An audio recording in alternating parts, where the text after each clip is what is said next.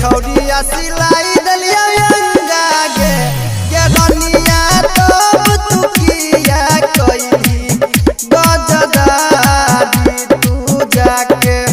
बैस गेली दरभंगा गे रनिया तो तू किया कइली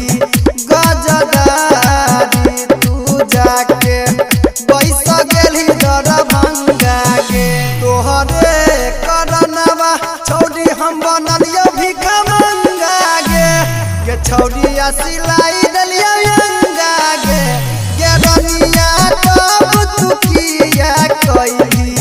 गजदारी तू जाके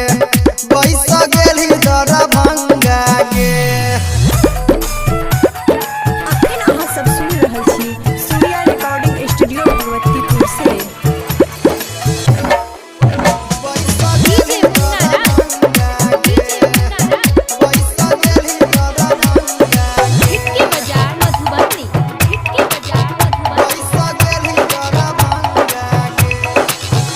बचपन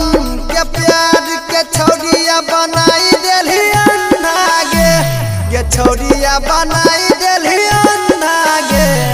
रनिया तो तू किया कइली गजदारी तू जाके बैस गेली दरभंगा गे रनिया तो तू किया कइली गजदारी तू जाके